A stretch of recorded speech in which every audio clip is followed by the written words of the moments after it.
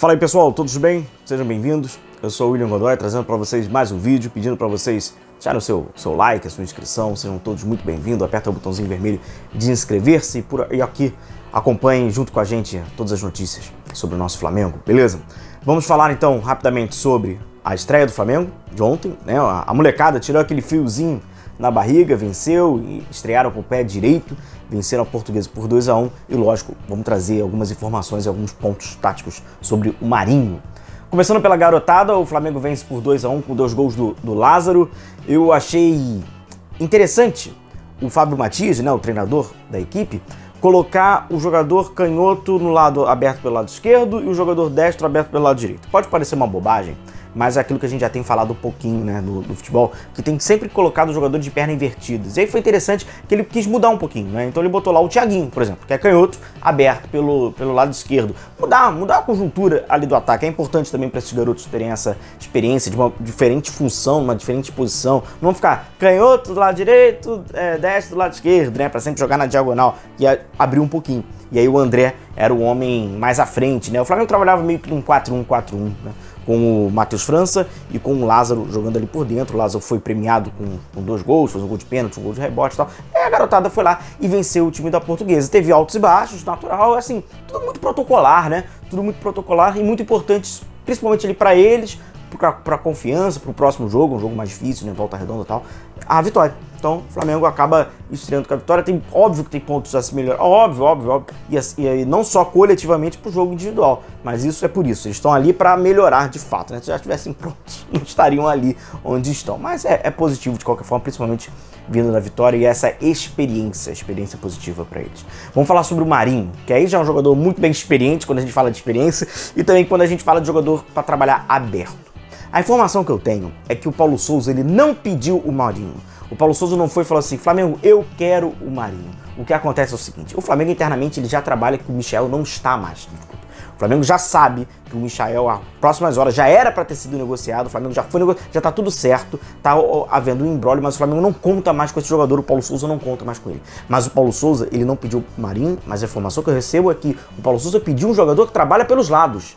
Então estou imaginando a cena que o Paulo Sousa enxergou o óbvio, que o Flamengo não tem um jogador para trabalhar pelos lados. E o Marinho entre vários desses jogadores que a gente falou, né, que a gente acabou a análise tática e tal, trabalha pelos lados. E no caso do Marinho, é um jogador canhoto que trabalha pelo lado direito. Então ele não ocupa o mesmo lado do Michael, que é preferência do Michael é pelo lado esquerdo, até para fazer essa diagonal, para fazer esse facão. Então o Marinho pelo lado direito. Mapa de calor do Marinho, mas aí eu acho que não tem nenhuma surpresa, né? Todo mundo sabe como o Marinho jogou no Santos. E aí como o Marinho poderia vir a jogar no Flamengo? Como seria o Marinho no Flamengo? Então vamos lá. Flamengo sem bola, né? Na sua posição inicial, 4-4-2. O Marinho ser aquele cara aberto pelo lado direito, né? Então o Marinho acompanhando lá o lateral, no movimento da incumbência defensiva, ele lá largando no período de que o Flamengo está sem bola. O Flamengo está com bola no 3-4-2-1, né? Imaginando assim, ele podendo ser esse 2 trabalhando por dentro, mas preferencialmente, né, pelo lado direito, sempre fazendo a diagonal. É um jogador que trabalha no espaço de força, no espaço de velocidade. O pessoal que vai lembrar os vídeos anteriores vai saber do que a gente está falando. Então aquele cara que trabalha bem espetado e também no meio espaço, como vocês veem nessa configuração aí, que é ele trabalhando no 3-4-2-1, ele trabalhando um pouco mais por dentro.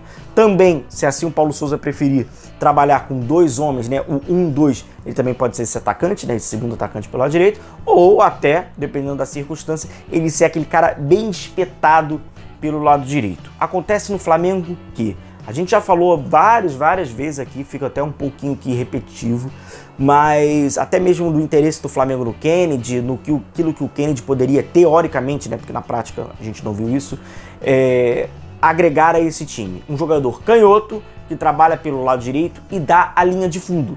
Porque a gente lembra que quem dá a linha de fundo do Flamengo, que atua pelo lado direito, são os laterais. Seja lá o Isla ou seja o Mateuzinho. O Marinho, assim como era, por exemplo, o Kennedy, era uma esperança de ter um meia, um jogador que abre pelo lado direito, seja um atacante, um ponta, que também vai para a linha de fundo. Porque vale lembrar, né, que o Everton não é esse jogador de linha de fundo, né? Ele é um jogador mais cadenciador, não tem nem velocidade para isso. Então o Marinho e o Everton, eles são jogadores que jogam na mesma posição, em algumas situações eles fazem a mesma função, mas eles são absolutamente diferentes. Eles são absolutamente diferentes. O Marinho já é um cara de força, o Marinho é um cara de velocidade, é um cara de chute forte de fora da área, o Everton já é um cadenciador, ele já trabalha mais como um construtor do que propriamente como um ponta. Então, assim, é uma questão meio que lógica e teórica que o Marinho daria funções táticas, poderia dar novas funcionalidades táticas diferentes para o Paulo Souza. E aí o nome do Marinho foi aprovado pelo Paulo Souza. Beleza? Só para a gente montar esse quebra-cabeça e entender. O Paulo Souza reconhece, vê que o Flamengo não tem um jogador com essa característica, o Flamengo levou o nome do Marinho, mostrou mais ou menos o que é o Marinho, e o Paulo Souza, a princípio, parece não ter aprovado a contratação do Marinho. E por isso, o Flamengo, então, vai fazer investidas. Sobre as questões de valores, o pessoal foi um pouco meio que precoce. O Santos quer 15 milhões de reais e o Flamengo trabalha no máximo com a margem de 9 milhões e meio já de reais, tá? Lembrando que aí a gente já está fazendo essa cotação. Seria mais ou menos o Flamengo trabalhando com a margem de 1,7, 1,8 milhões de dólares, tá? E aí o Santos já queria um pouco mais. O Santos, a gente sabe da necessidade financeira, dessa urgência financeira do Santos, tá? Esse problema todo. Então ele está tentando negociar o Marinho com o futebol árabe para tentar tirar um dinheiro maior, para tentar ter valorizar um pouco mais o seu ativo, que é o Marinho. Contudo, tem dificuldades, o mercado europeu já está fechado com o Marinho há muitos anos, ele já é um jogador experiente, já tem mais de 30 anos, então essa possibilidade é do mercado árabe. O Flamengo sabe disso, o Flamengo sabe que não está fácil, inclusive para o Santos negociar, e vê como uma possibilidade, o pessoal falou que vê como uma grande possibilidade, o Flamengo fazer uma oferta e o Santos precisar ceder. Outro ponto que acaba influenciando nessa negociação, aproveitando que a gente está entrando nos trâmites da negociação, é a vontade do jogador.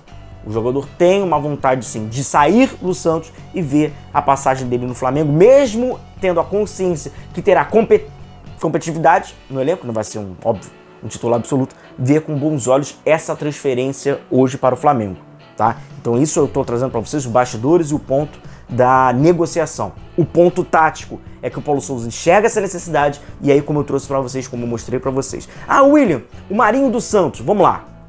Rapidamente, tem o Marinho do Santos, tem o Marinho do Vitória, tem o Marinho do Ceará, tem o Marinho do Grêmio, tem o Marinho que inicia no Fluminense, etc.